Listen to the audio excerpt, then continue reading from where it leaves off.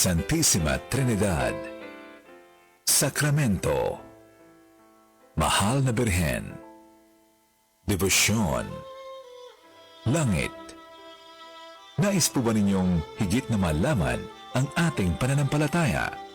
Ugaliing makinig sa Catechism of the Catholic Church. Ang ating palatuntunan ay sumasa inyo mula Lunes hanggang Biyernes. Halinang makinig at makibahagi.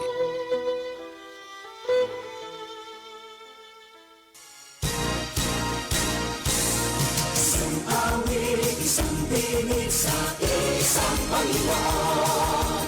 Isang bisig, isang lipi sa harap panahon.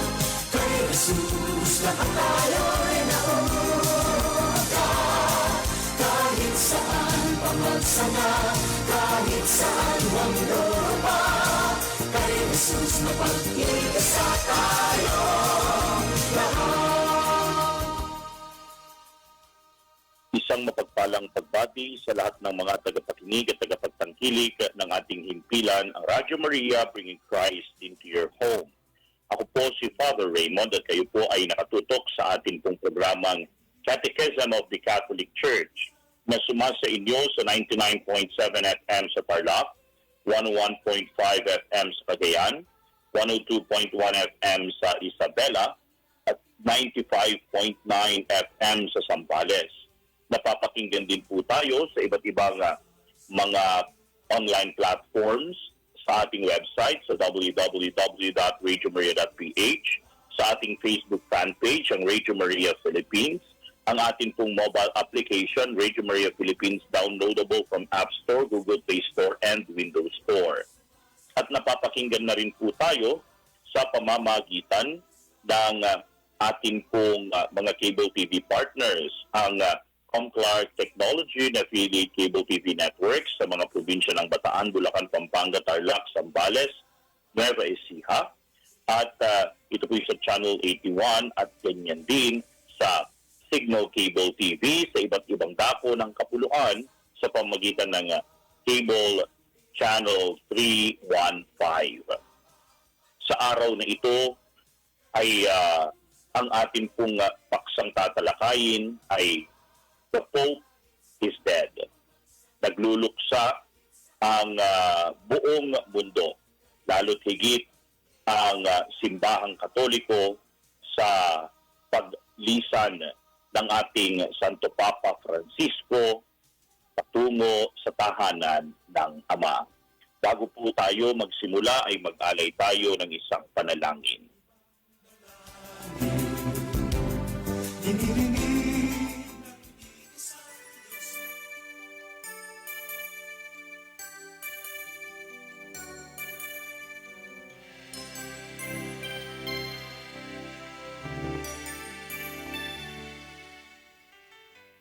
In the name of the Father, and of the Son, and of the Holy Spirit. Amen. God, who in your ineffable providence willed that your servant Francis should be numbered among the high priests, grant, we beseech you, that he who on earth held the place of thine only begotten Son may be joined forevermore to the fellowship of your holy pontiffs. Through the same Jesus Christ, your Son, who lives and reigns with you in the unity of the Holy Spirit, God, forever and ever.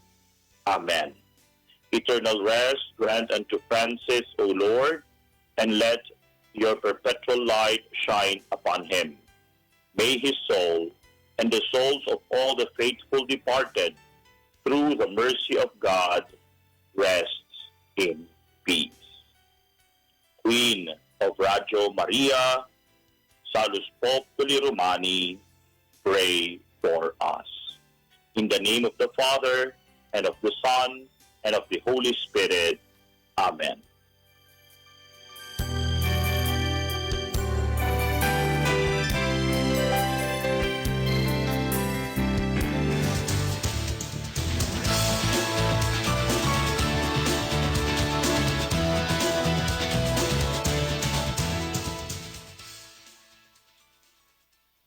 kahapon, sa ganap na alas 9:45 ng umaga, oras sa Roma, ay inanunsyo ni Cardinal Kevin Farrell, ang Kamerlengo ng Holy Roman Church, ang kamatayan ng Santo Papa Francisco mula sa chapel ng Casa Santa Marta sa mga ganitong mga pananalita. At nais ko lamang pong ito'y basahin. Dearest brothers and sisters, with deep sorrow I must announce the death of our Holy Father Francis. At 7:35 this morning, the Bishop of Rome, Francis, returned to the house of the Father. His entire life was dedicated to the service of the Lord and of His Church. He taught us to live the values of the gospel with fidelity, courage, and universal love, especially in favor of the poorest and most marginalized. With immense gratitude for his example as a true disciple of the Lord Jesus, we commend the soul of Pope Francis to the infinite merciful love of the one and triune God. End of the reading. Ang mga pananalitang ito ay nagdulot ng pagkagulat sa napakarami sapagkat noong nakaraang linggo ay nagpakita pa ang Santo Papa at nagdulot ng pagbabasbas sa Orbi et Orbi na tradisyonal na ginagawa ng Santo Papa pag dumarating ang linggo ng Pasko ng muling pagkabuhay ng ating Panginoon. At siya ay nagkaroon pa ng pag-ikot upang makita siya ng malapitan ng mga tao sa St. Peter's Square sa pamamagitan ng Pope Mobile. Though very obvious na naging mahina ang Santo Papa, very, very frail, at wala na yung dating nakikitang sigla sa kanya. Ito ay sapagkat ilang linggo rin siya na naratay sa ospital dahil sa double pneumonia na kanya pong pinaglabanan. Wika nga po ng mga doktor ay halos sumuko na sila dahil talagang halos wala ng pag-asa ang sitwasyon ng Santo Papa. But still, they did their best. At sa paglabas ng Santo Papa ay nakita pa natin siya at nasaksihan na gumanap ng iba-iba pang mga tungkulin, iba-iba pang mga schedules ang kanya pong naatenan. At ito'y nakita natin lalo't higit nitong panahon ng nagdaang Semana Santa na andoon ang Santo Papa. Gayunpaman, sa mga pagkakataon na tayo po ay nagugulat pagpasa hanggang ngayon sa nangyari sa ating Santo Papa, isang realidad ang ipinapakita po sa atin. Death is coming as a surprise to anybody, even to a pope. But what is more beautiful is this. After fulfilling all his schedules for the Holy Week and celebrating with us the Sunday of the Lord's Resurrection, the first day after the Lord's Resurrection, Monday within the octave of Easter, the Pope has come home to the Father. Sabi po ng isang kardinal, ang kardinal ng New York, walang sino mang tao ang makakapag-orchestrate ng kanyang kamatayan. Di niya alam kailan, papaano, saan. Pero ang pagkamatay ng Santo Papa within the octave of Easter is a beautiful orchestration of God to still make the life of Pope Francis teaching life to all the believers. Kasi ipinapakita dito yung irony na may kamatayan pero may muling pagkabuhay na ginanap at pinagtagumpayan ni Kristo. Ngayon, nalulungkot ang Santa Iglesia Katolika sa pagkamatay ng ating Santo Papa habang tayo ay nasa kalagitnaan ng ating pong pagsasaya para ipagdiwang ang Pasko ng muling pagkabuhay ng ating pong Panginoong Hesus Kristo. Ang kanya pong doktor, idiniklara na ang Santo Papa ay yumao umaga ng Lunes ng Pasko ng muling pagkabuhay ni Kristo at sabi niya na ang dahilan ay nagkaroon ng stroke that led to coma and then eventually that led to his irreversible death. So, my dear brothers and sisters, the Pope is dead. At ang simulain ng mga pagluluksa ng simbahan ay ngayon na. At ito ay sa loob ng 9 na araw. Ibinalita sa atin ng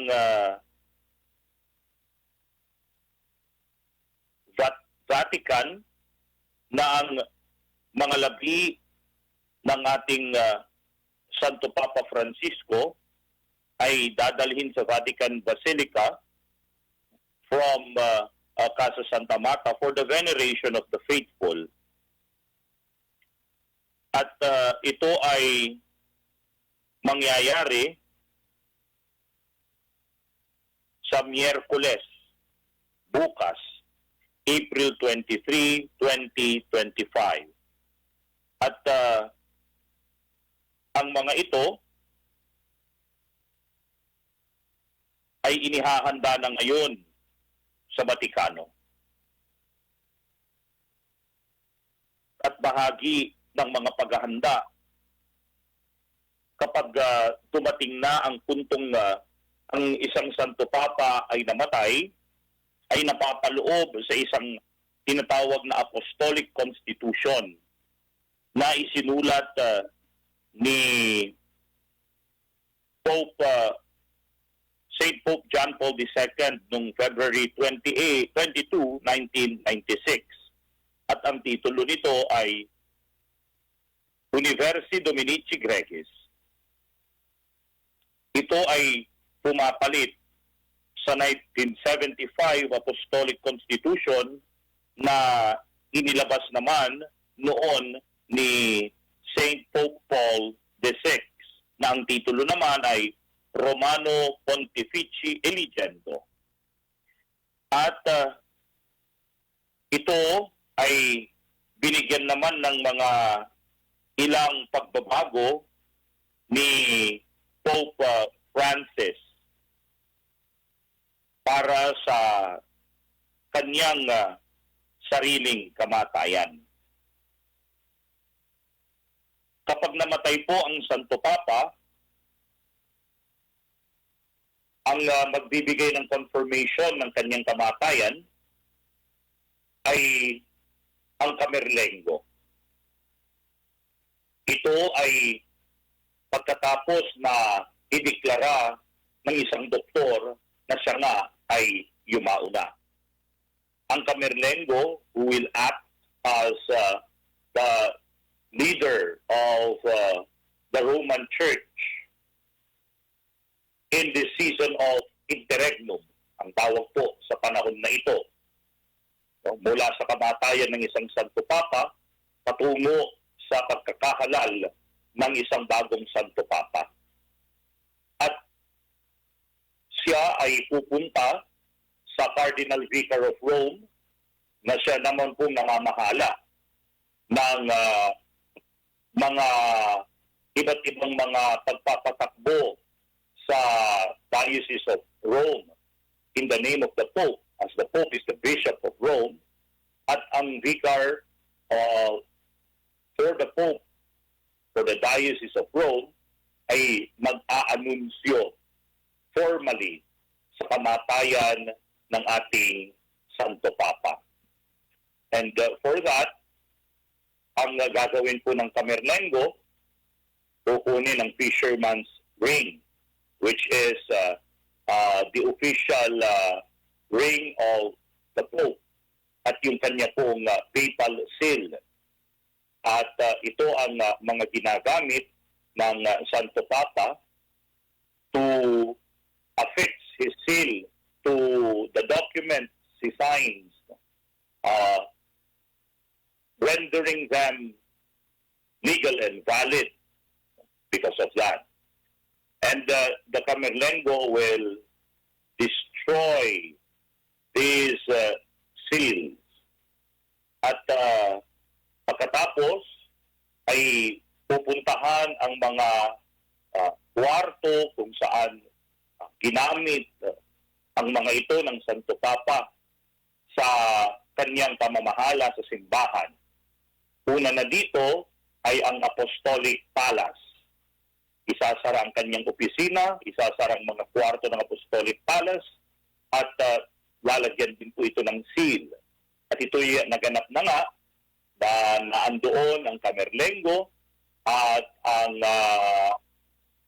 Vatican Secretary of State, si Cardinal Parolin. At pagkatapos po ay sinarahan na rin po yung kwarto niya sa Casa Santa Marta, sapagkat mas ninais ng ating Santo Papa Francisco na manatili siya sa kanyang kwarto mula noong siya'y nahalal bilang Santo Papa magpasa hanggang ngayon sa Casa Santa Marta, which is the official guest house within the Vatican. As it were, ito po yung isang hotel sa Vatican. At hindi po niya pinili na manirahan sa Apostolic Palace dahil ang kanya nga pong pakiwari, siya'y isang manlalakbay na pansamantala lamang na namamalagi doon. At mula nga po nang siya ay nahalal bilang Santo Papa, ang kanyang kabanalan ay namalagi doon upang doon ay manirahan, tumanggap ng kanyang mga bisita at nakipag-ugnayan sa mga naroon. We saw his life of simplicity and humility. At nakita rin natin na doon pinagdiriwang niya araw-araw ang banal na misa at tumatanggap siya ng mga bisita. At doon din ay kanyang nakakasalamuha even the ordinary workers sa Vatican. Pumipila din po siya sa kuhanan ng pagkain.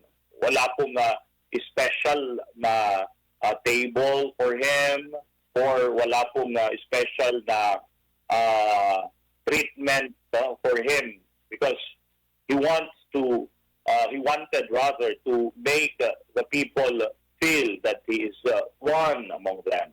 He is just one among them. At ang atin pong Santo Papa mula noon ay nagbigay ng emphasis sa ah, pagkakapantay-pantay nating lahat bilang mga anak ng Diyos. Kaya nga, dahil rito ay maging powerful yung kanyang mga statements sa pagtatanggol sa mga marginalized, sabi niya sa mga nasa periphery, sa mga nasa laylayan, ang mga dukha, ang mga maralita, ang mga refugees, ang mga migrants. At ang Santo Papa ay patakbo sa mga gawain ng pamamahala sa ating Santa Iglesia Katolika Romana sa buong mundo sa loob ng 12 years. At kahapon nga, ang Santo Papa ay binawian na ng buhay. Ang mga pagbabago na ginawa rin ng Santo Papa sa Apostolic Constitution na Universi Dominici Gregis ay patungkol sa kung saan siya malilibing. For a long time, ang mga Santo Papa ay inililibing po sa ilalim ng St. Peter's Basilica sa Vatican City. But this time, he chose to be buried in the Basilica of St. Mary Major. Ito ay isang paboritong simbahan ng Santo Papa kung saan bago at pagkatapos ng kanyang mga major commitments, lalong-lalo na sa simulain ng kanyang papacy at mula noon ay sa bago at pagkatapos ng kanyang mga apostolic trips abroad, pumupunta siya upang magdasal sa Basilica of St. Mary Major, kung saan naandoon ang isang ancient mural ng ating pong mahal na Inang Birhen na tinatawag na Salus Populi Romani. At ang imahen na ito ay pinaniniwalaan na nagdulot ng proteksyon sa mga tao ng Roma sa mga panahon ng mga tagtuyot, dilubyo, giyera, famine, of course, yung plague, at kung ano pa. At dito ay laging nagdarasal ang Santo Papa. He must have gone there for more than 100 times over. At dahil dyan, gusto niya na malibing, malapit sa imahen na ito ng mahal na Inang Birhen. And it was declared already na dahil dito, yung isang room doon, which I personally saw habang ito'y sinisimulan ng gawin, ay magiging libingan ng Santo Papa Francisco. At ang isang pang pagbabago na ginawa sa Apostolic Constitution, guiding the protocols when the Pope is dead, is hindi na ilalagay yung katawan o mga labi ng Santo Papa sa isang wooden platform for the people to see. Tapos, nagutos ang Santo Papa Francisco na para sa kanya ay ilalagay na siya sa isang simple wooden casket. And then, it will be an open casket that the people may come to see him, to venerate him, and to pray for his eternal rest. And it will be, of course, laid tomorrow, Wednesday, at the St. Peter's Basilica. At pagkatapos din noon sa paglilibing, binago na rin niya yung tradisyonal na tatlong mga kabaong. Merong made of cypress, made of steel, and made of oak. Yung kanya pong pinakakabaong ay yung cypress tree. Simbolo ng kanyang pagiging isang ordinaryong tao. Pagkatapos ay babalutan po ito ng oak tree, oak wood, simbolo ng kanyang dignidad bilang isang Santo Papa. At pagkatapos ay ibabalot ang mga ito sa isang steel coffin, proteksyon para sa mga labi ng Santo Papa.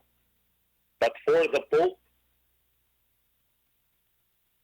he instructed that when he dies, he will only be buried with the simple wooden coffin that will be made for him. So ito po yung mga ginawa niyang pagbabago sa Universi Gregis Romani or Dominici Gregis, Universi Dominici Gregis, Apostolic Constitution, no, on the vacancy of the Apostolic See and the election of the Roman Pontiff. Ngayon, ano na po ang gagawin naman? Pagkatapos ng mga araw ng pagluluksa at paglilibing sa Santo Papa, nag-issue na po ang Dean of the College of Cardinals, si Cardinal Batista Re, ng summon sa lahat ng mga cardinal electors sa buong mundo na pumunta at tumungo sa Vatikano para sa mga simulaing pagpupulong at pagtitipon upang sa gayon ay maisagawa ang mga iba't iba pang mga protokol patungo sa paghahalal ng isang bagong Santo Papa. Si Pope St. Paul, si St. Pope Paul VI ay naglagay po siya na ang maximum number lamang ng mga College of Cardinals na electors sa papacy ay 120. Samantala, sila Pope John Paul II, Pope Benedict XVI ay at ito si Pope Francis, nakita na ang interpretasyon nito ay hindi yun yung maximum kung hindi yung animoy minimum. Kanya nga, ngayon ay meron tayong mga 135 cardinals who are possible candidates and electors for the next Pope. 5 sa mga kardinal na ito ay galing pa sa papacy ni St. John Paul II. 15 galing sa papacy ni Pope Benedict XVI. At ang mga natitira ay galing naman sa papacy ni Pope Francis. Ang lahat ng mga College of Cardinals na magiging mga possible candidates and electors for the next Pope ay dapat 80 years old pababa. Ang mga 80 years old plus 1 day ay hindi na po maaaring kasama. Sa kasalukuyan ay meron pong higit 200 mga nabubuhay pang mga kardinal. Ngunit 135 lamang sa kanila ang eligible to be candidates and electors for the next vote. At ang edad ay 80 pababa. 3 po sa mga kardinal na ito ay mga Pilipino. Ang una na po riyan ay si Luis Antonio Cardinal Tagle, na ngayon ay Pro-Prefect ng Dicastery of Evangelization for the first evangelization. At pangalawa ay si Jose Cardinal Advincula, na kasalukuyang Arsobispo ng Maynila. At pangatlo naman po ay si Pablo Virgilio Cardinal David, na kasalukuyang Obispo ng Caloocan at siyang Pangulo ng Catholic Bishops Conference of the Philippines. Marahil ang mga dalawang kardinal na nandito sa Pilipinas, dahil si Cardinal Tagle ay nasa Roma na, ay naghahanda na po dahil natanggap na rin nila ang sumon. At sa mga ilang mga sandali lamang ay maaaring tumungo na rin po sila sa Roma para makiisa sa mga konsistoryo na gagawin para sa mga araw ng pagluluksa at paglilibing ng Santo Papa, at eventually, pagkatapos ng mga ilan pang mga araw at linggo ng preparasyon, ay sa tinatawag po nating conclave. Ito po ang pangalan sa paghalal sa bagong Santo Papa. At bago po tayo magpatuloy, tayo po muna ay magkaroon ng pansamantalang break.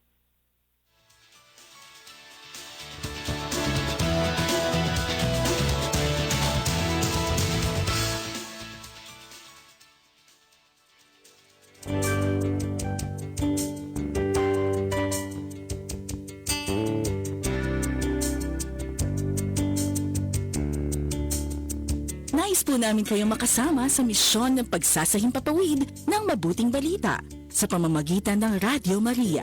Inaanyayahan po namin kayong maging bahagi ng Friends of Radio Maria.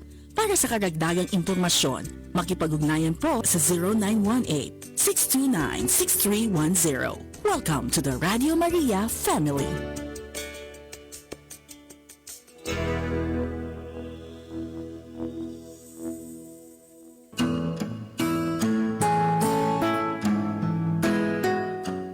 Ang kapayapaan ni Jesus na muling nabuhay, naway sumainyong lahat na mga tagapakinig ng Radyo Maria. Ang Radyo Maria ay isang napakagandang instrumento ng pagpapahayag ng salita ng Diyos na tungkuling atas sa lahat ng mga binyagan. Kaya nga naman, sa pamamagitan ng gawaing ito, ay marami sa mga pari at mga laiko ang sama-samang gumaganap sa buhay misyon ng inang simbahan na ipakilala at ipagkaloob ang naisin ng Diyos na iligtas ang sangkatauhan bilang bunga ng kanyang walang maliw na pag-ibig. Ang nakamamanghang gawain na ito ay pinangungunahan ni Maria, ang mahal na ina. Ang kanyang pag-ibig sa Diyos at sa atin ang nagbunsod at patuloy na nag-uudyok sa misyon ng Radyo Maria na dalhin si Kristo sa bawat tahanang Pilipino.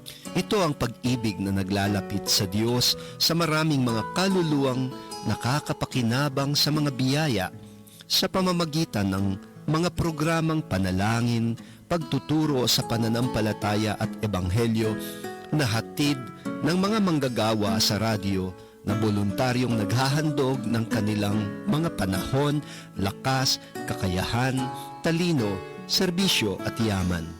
Kaya't suportahan po natin ang Radyo Maria at mag-alay tayo ng tulong at pakikisa. Tulungan po natin ang mahal na Birheng Maria. Ito po si Bishop Ambo David, nagkakaloob ng pagbabasbas sa inyong lahat sa ngalan ng Ama at ng Anak, at ng Espiritu Santo. Amen.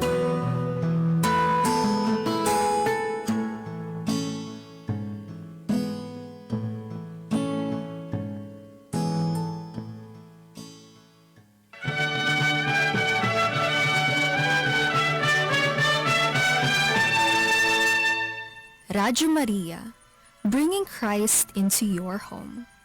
In the noise of life, take a moment to listen to His gentle call. Discover peace, love, and hope with Radyo Maria Philippines, your companion in prayer, faith, and devotion, wherever you are, whenever you need Him. Makinig, magnilay at muling magbalik sa Kanya. Radyo Maria, tinig ng kapayapaan, ilaw ng pananampalataya. This is Luisa, isang tagapakinig ng Radyo Maria.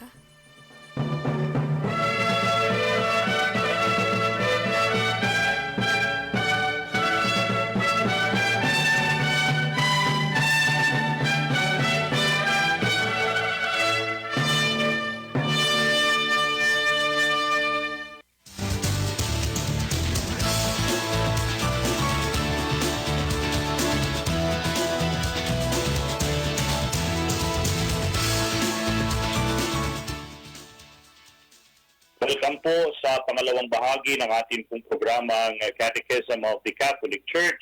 Ako pa rin po si Father Raymond at kayo pa rin ay nakatutok sa ating himpilan, ang Radyo Maria Bringing Christ into Your Home. Ang ating nga pong paksa ay The Pope is Dead.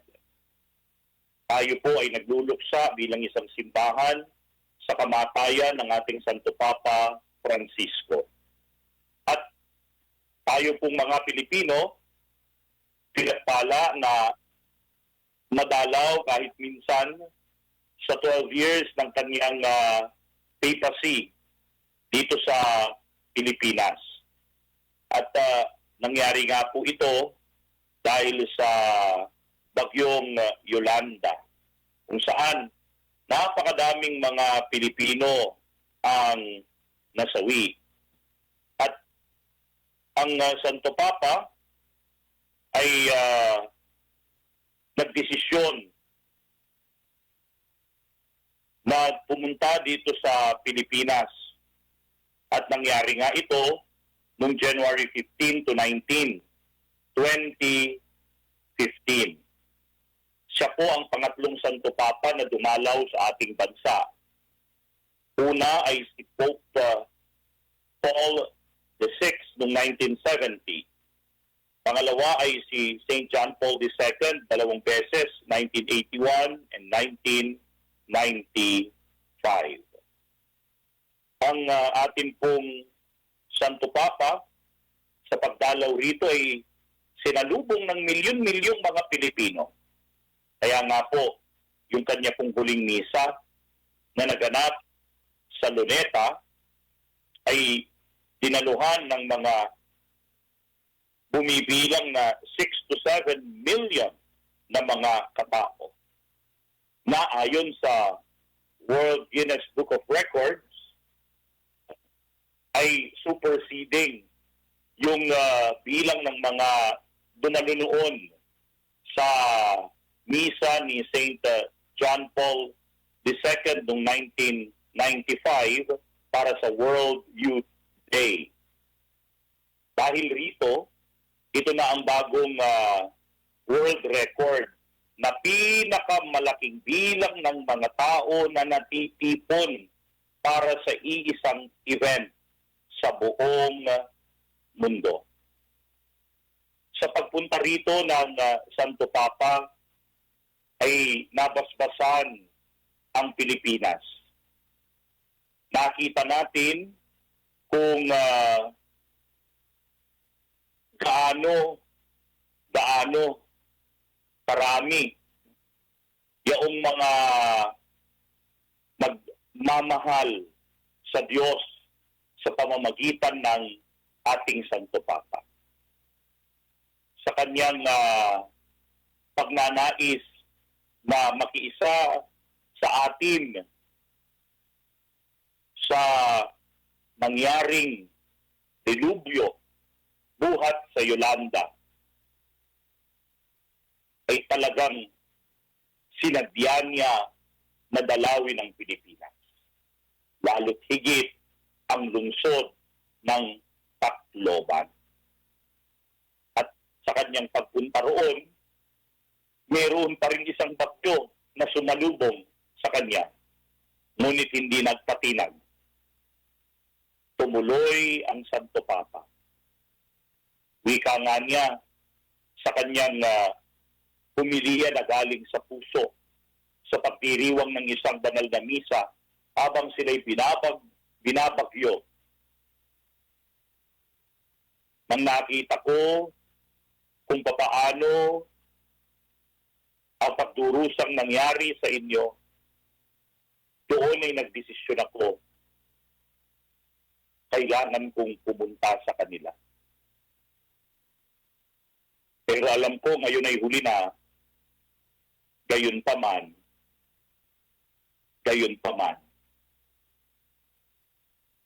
ako'y naririto na sa piling ninyo.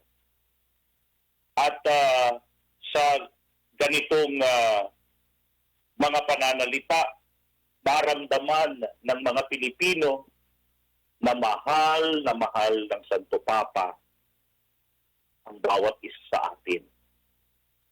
Mahal ng Santo Papa ang mga Pilipino. Merong espesyal na lugar ang mga Pilipino sa kanyang puso. Natandaan pa nga po niya yung itinatawag lagi sa kanya nung siya'y dumalaw dito sa Pilipinas. From then on, hindi na po niya nakalimutan. Lolo Kiko. Lolo Kiko. At ito nga ay confirmed na palagi niyang naaalala ito every time na meron siyang nakakasalamuhang Pilipinong pare. Isa sa mga pare na nagbalita ng ganito ay si Father Danny Huang of the Society of Jesus. Dahil ang Santo Papa ay isang Jesuita, kapag kapistahan ni San Ignacio ng Loyola, siya'y pumupunta sa General Curia ng mga Jesuits, which is just beside the Vatican, para makipagdiwang sa kanila. At every time nga na i-greet siya ni Father Danny, ay sasabihin niya, "Nako, kayong mga Pilipino, tinatawag ninyo akong Lolo Kiko. Lolo Kiko." As if, para bagang sinasabi niya, para naman ang tanda-tanda ko na. But he is jokingly saying so to a Filipino priest, telling us na I remember the love I have received from the Philippines. And that love is especially encapsulated in that endearing title, Lolo Kiko. Lolo Kiko.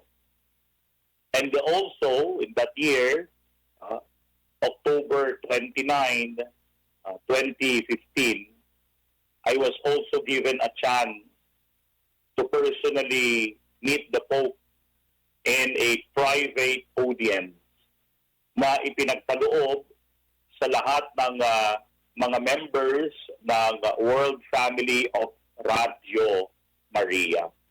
Ito po'y naganap sa loob ng pagdiriwang ng isang World Conference ng Radio Maria sa Italia. At ito yung, kumbaga,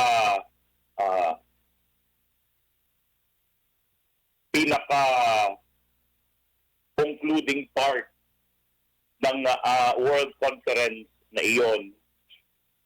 At sa World Conference na iyon, samantalang binigyan kami ng pagkakataon na isa-isa, makalapit, makahalik sa mga singsing ng Santo Papa, makausap siya ng malapitan at harap-harapan, at isahan. Nung pinakilala po ako, sabi po ni Padre Livio, ay siya ang direktor ng Radyo Maria sa Pilipinas. Siya'y napangiti dahil nga kagagaling lang niya ng Pilipinas. At sabi ko, thank you for your visit to the Philippines. We are blessed by your presence in our country. And we pray for you. At ang sabi lang niya ay, bene, good. Then I asked him, no, in a gesture to bless yung hinahawakan ko na zuketo. Yun yung skull cap na inilalagay sa ulo ng isang obispo. At ang kulay nun ay kulay puti, no? Dahil ang skull cap na inilalagay sa ulo ng Santo Papa bilang isang obispo ay kulay puti. Mga kardinal ay pula at ang mga arsobispo at obispo ay fuchsia. Ngayon, dahil napakarami pala naming nagdadala ng ganoon sa pila, pero ako yung isa sa mga pinakauna, ay kanyang hinawakan ito at binasbasan na lamang. And this way, mayroon tayong relic ni Pope Francis na ngayon ay naandyan sa administration building ng Radyo Maria Philippines. And it is a gift of the Pope to the Filipino listeners, collaborators, volunteers of Radyo Maria. And we are blessed. We are blessed. Ang Radyo Maria ay meron pong espesyal na lugar sa puso ni Santo Papa Francisco.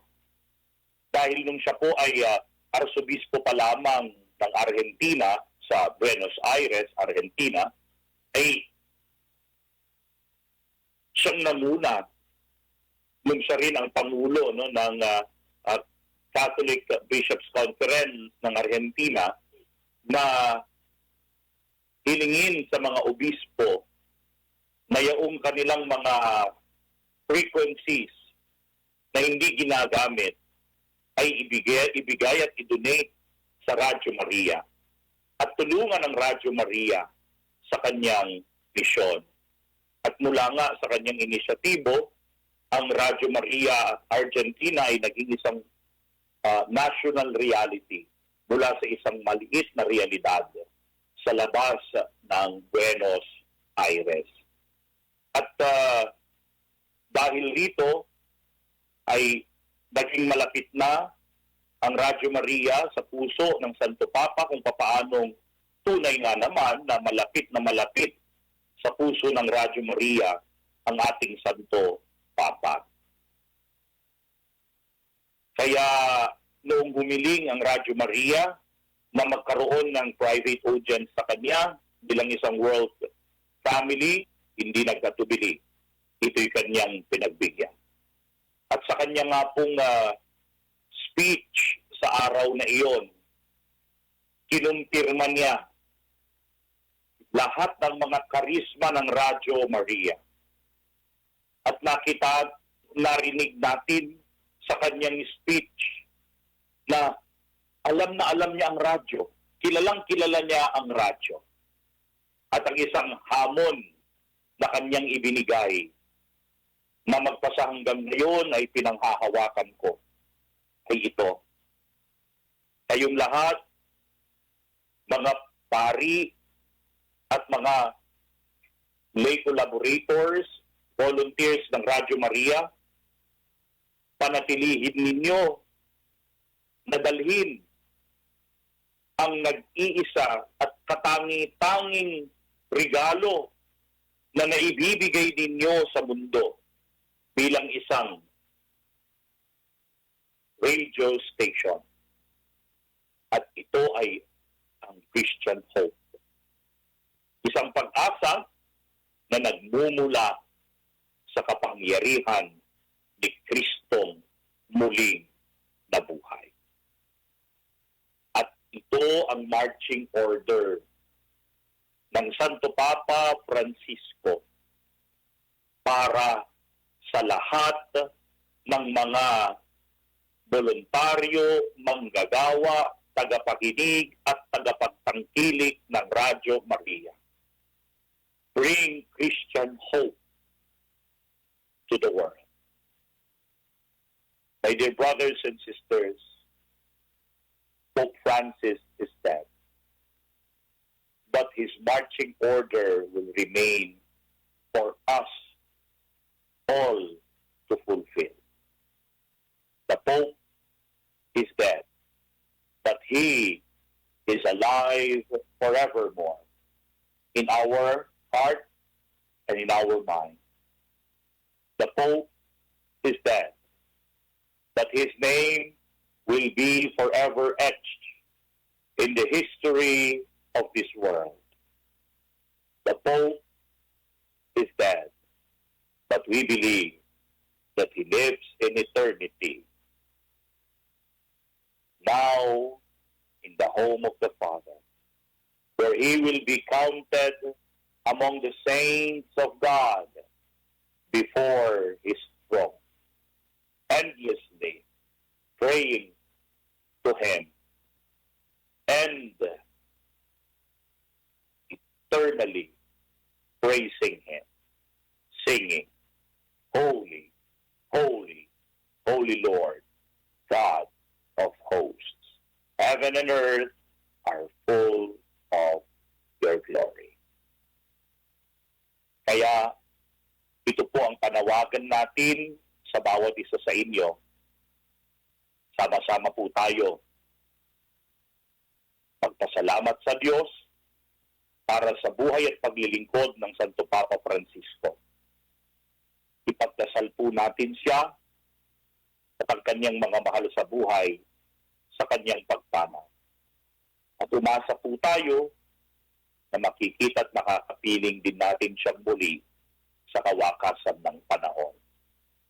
Kung saan nga, mapapawi na ang lahat ng kalungkutan, wala nang katatakutan at wala na rin kamatayan. Dahil ang maghahari na lamang ay lubos na ligaya at buhay na walang hanggan.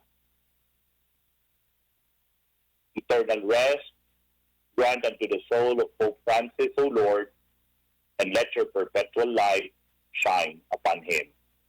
May he rest in peace. Amen. Inaanyayahan ko po kayong lahat na mga manggagawa, voluntaryo, tagapakinig at tagapagtangkilik ng Radyo Maria na magtipon-tipon at magsama-sama po tayo bukas, araw ng Miyerkules, 5 p.m. sa Queen of Radyo Maria Chapel para po sa isang Requiem Mass upang ipagdasal ang kalwalhatian ng kaluluwa ng Santo Papa Francisco.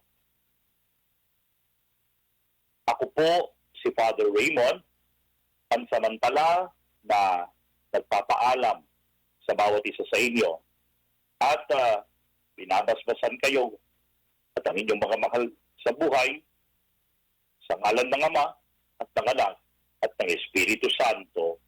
Amen.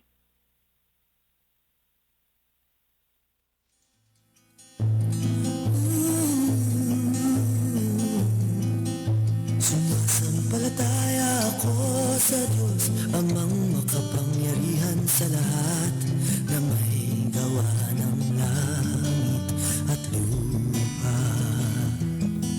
Sumasampalataya ako kay Yesu Kristo, isang anak ng Diyos, Panginoon nating lahat.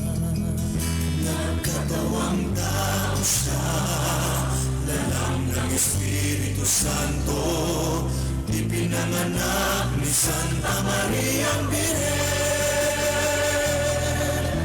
Pinagpakasakit ni Poncio Poncio Pilato ipinako sa krus na matay nilibing. Nanaog sa kinaroroonan ng mga yumao. Nang may ikatlong araw na buhay na mauli. Umakyat sa langit. Naluluklo sa kanan ng mga kapangyarihan sa lahat. Doon nagmumula ang paririto at buko sa nangabubuhay at nangamamatay na tao. Sumasampalataya naman ako